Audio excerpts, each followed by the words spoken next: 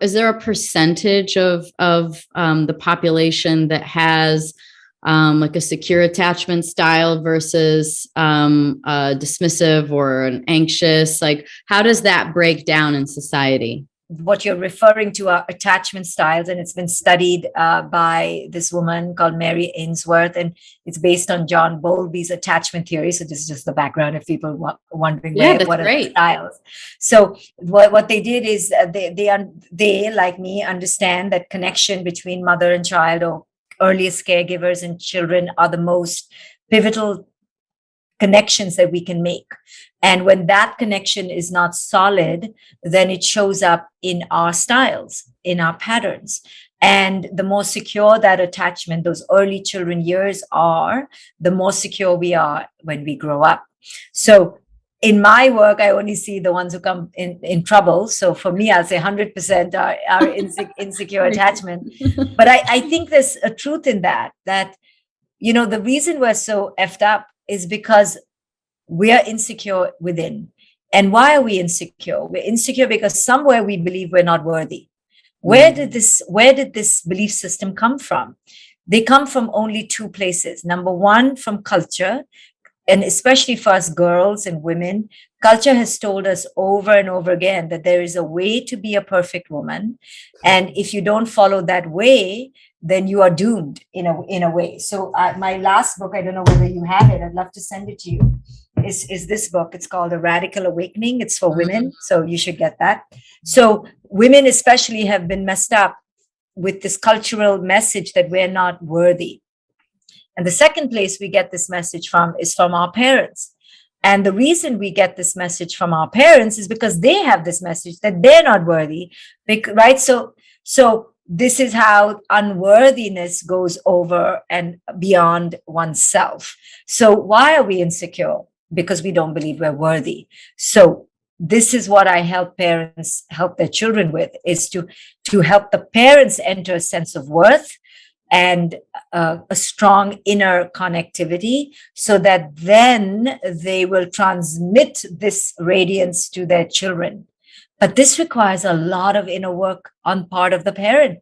The parent has to undo their own inner bullshit that they've inherited from culture. They have to undo their own childhood legacies. So I'm asking parents a tall task to heal their own inner wounds, so that then they can heal their children's. I think one of the hardest things in my mind is, how do you become aware? Because seeing yourself seems to be really one of the biggest hurdles. Our life is the mirror showing us, but we take it personally. We get triggered, we project. Where does the awareness come in? How do you actually how can you, I watched you talking about, narcissism and like something like that. Like, nobody goes into a therapist's office and goes, so I'm a narcissist, or whatever their issue is. No, you don't walk in with that kind of an awareness. But I really do feel in my heart that most people want to be good and they want a happy life. And, if there was a way to become aware of it, what path would you take people down? How would we get more people to become aware? So awareness is not a given, and it's not a gift that your partners or your friends will come to you with. Like, hey, I'm aware I'm an asshole. It has happened never, right? That's why we have relationships, because relationships are where you get to see the mirror, and especially parenting. Are you a mom? I'm not, no. Okay, you'll see if you ever choose to be a mom that you will be given unlimited opportunities to see how effed up you are. So you'll be very, very grateful. And my sister has 3 girls, and the other night, she put a headset on and sent me a picture, and she goes, I didn't want to kill my kids tonight. So I put the headset on, and it's like, she goes, nobody left last night. Everybody's good. But the point is, she's like, she becomes really aware of like, I get triggered when they do this. And, children definitely, but also relationships. I've been through my fair share of relationships, and there's always a new level of awareness. And you think you're going into the next one, like, healed and happy and well, and you're bringing your best, and then somehow you find a new level there too. Yes. So relationships are the place where you get to see the mirror, but you don't have to look right in the mirror. You can look at it, you can look at the issues, but you can still deflect the reflection. Yeah. So it really depends on the person's level of truth seeking, the person's level of wanting to create awareness. Growth is so scary for many people because it's taking accountability for your own wounds. And we just would rather blame other people. It's so much more satisfying and easy. But eventually there comes a screeching halt, and it's called rock bottom, where you're like, oh, maybe I'm the common denominator. And that's why with parents, I do the work with parents first, is because you were with your children from the moment they were born. So you got to look at yourself. And that's why parenting is so good for humanity in a way, because children bring you to your knees, and you can't blame the mother-in-law. You got to take a look at yourself when it comes to parenting. So in that aspect, children do us a great favor and allow us to take accountability. But again, like you said, it's a really tough nut to crack, because people are so defensive. Sometimes it's almost when there's a science to things, because it helps me get past it. It's not an opinion or something. It's just how things work. So what is the operating system that exists that keeps you in that projection mode where you're protecting yourself and you can't see yourself? Like, what is the loop happening? What happens when you choose, or you don't even know how to look at yourself? Like, what's happening that keeps you in this projection loop? Yeah, great question. It's so funny you're using the word loop, because I'm doing this course in 3 weeks, and I'm talking about loops. And we get into these cycles, and we can't break out. So the reason we're stuck in this loop is because when we get triggered, right, there's an external trigger, we believe that the trigger is because of the external factor. And then we seek to annihilate the trigger, and we seek to control, fix, and manage the trigger. So we try to change the trigger, but the trigger doesn't get changed. The trigger keeps triggering us, and we keep believing it's the trigger, and we keep trying to change the trigger. So we get stuck in this mad loop. If your friend comes late for your birthday party and you get pissed, you then seek to control that behavior in your friend in some way. So you yell, you scream, you don't talk to her. Or your kid says, I hate you, mom. You get pissed. You seek to control that behavior. You yell, scream, punish, and don't talk to your kid, or whatever. Your partner says, hey, honey, I'm not going to be there for your your presentation. You get triggered, you get pissed, you yell and scream. We're just stuck in this little, very tiny circle called a dysfunctional loop. It's so simple and primitive that when you realize how simplistic we are, you'll be shocked, right? Trigger, get angry, yell at the trigger, control the trigger, end the trigger. Next trigger, same thing. And then we just keep doing the same loop. Yeah. What we are missing is many steps in the loop, which we are not seeing. Number one, I teach this, and this is a profound message, but what I teach is that there is no trigger. And people are like, hello, what? Of course there's a trigger. My children are designed to trigger me. They are honed machines. People are designed, the whole world is designed to trigger me. What do you mean there's no trigger? So that in itself is revolutionary, right? And what I say is that there's no trigger on the inside. The only trigger on the outside, there's only a trigger on the inside. There is no trigger on the outside. So that in itself pisses people off, and they want to fire me, and they don't want to come to therapy anymore, because we've been raised to believe that the trigger is on the outside. So I'm delegitimizing their whole basis for their existence. Their existence was like, no, I'm angry. I'm blaming that person. I'm resentful. I'm holding on, because they believe the trigger's on the outside. Now, are there triggers on the outside? Yes. For example, if you got raped, you can't say that was on the inside, that was on the outside.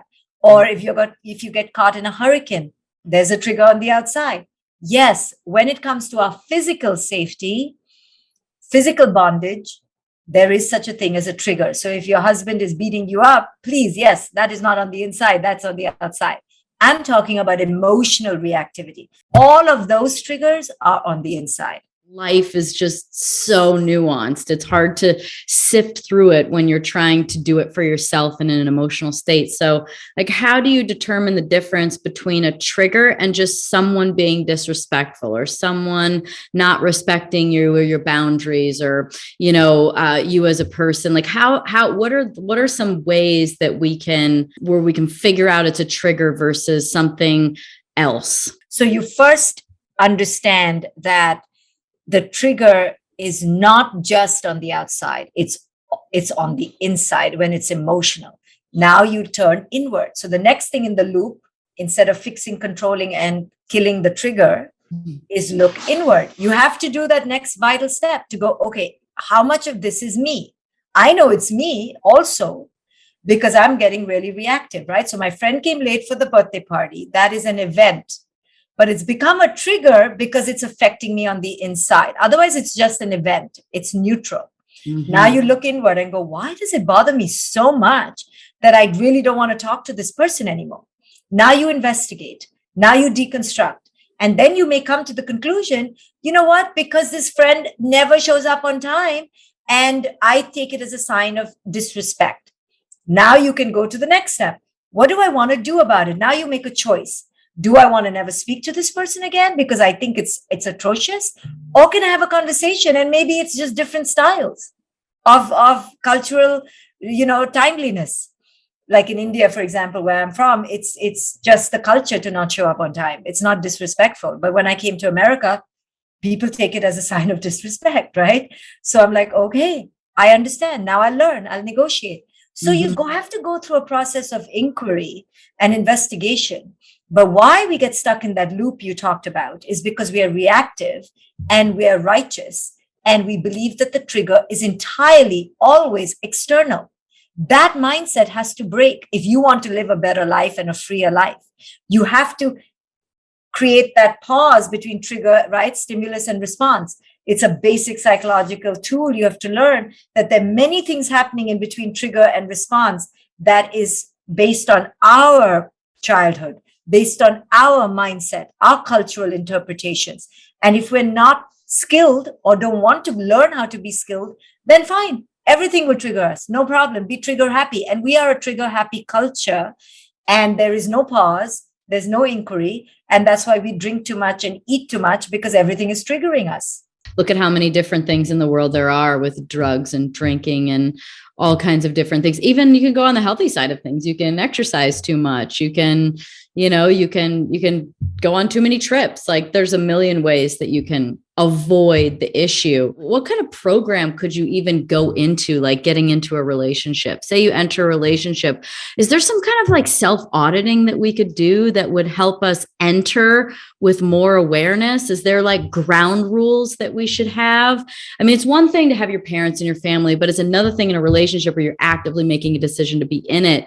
How do you enter into that with the best of potential to be able to work through things? Because the point is that relationships, I think that in life, we're meant to kind of uncover this stuff. We're meant to grow, we're meant to evolve, and relationships give us that opportunity, but they usually end in such disaster because we just take everything so personally and we can't deal with it. And we think it's someone else's fault. I don't know. I wonder if there's what can we do when we enter a relationship to give us a healthy chance and a healthy opportunity to be honest and share and not be offended?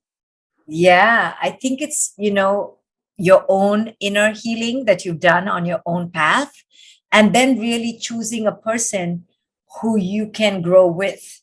But that doesn't mean forever and posterity, but it means that it's not just blatant dumping and emotional venting, but there's an opportunity because each person is working on their own healing.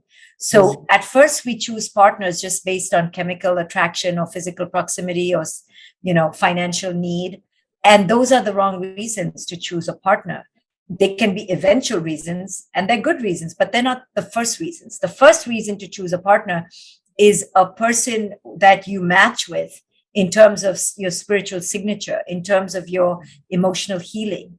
And you have to really put emotional health as a top priority right after, the cuteness factor, if you want. But it's got to be right up there. How emotionally literate are these people? How emotionally articulate, how emotionally cognizant are they? Self-literacy, self-awareness is number one.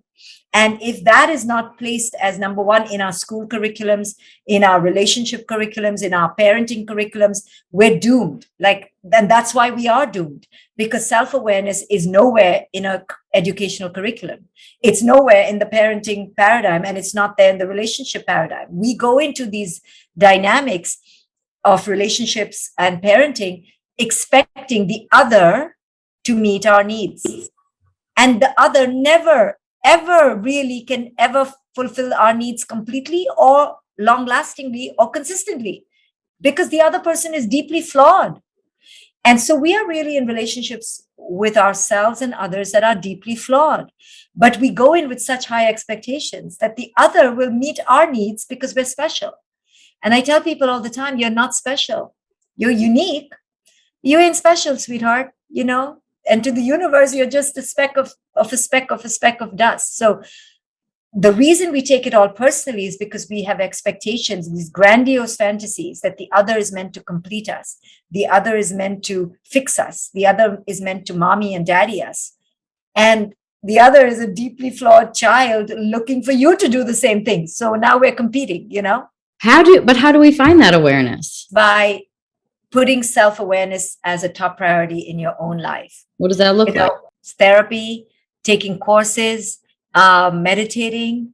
That part of our life has been so denied by culture because it's not about being rich. It's not about being successful. It's not about getting a trophy or a prize. It's not about being skinny. So that part is a private part.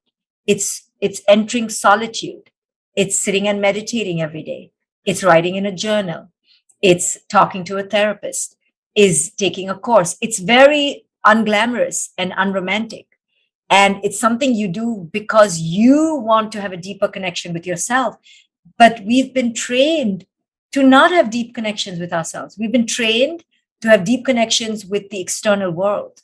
This is the fundamental sickness of our world, is we've been trained to look outward, to look outside. Like the children are more important, the husband is more important, the partner is more important, the lover is more important, what other people think is more important. And we've lost connection with ourselves. But in essence, our relationship with ourselves needs to be number one. Now, people will say, especially women, that that's so selfish. It's not selfish, because when you have a flourishing relationship with yourself, you need other people less. And because you need them less, you suck on them less. Mm-hmm. And because you suck on them less, you're less angry with them. So they're actually better off when you focus on yourself, and people don't realize that. Sure. Because again, our eyes are conditioned to look outward. So that's why Eastern mindfulness in my life has been the key.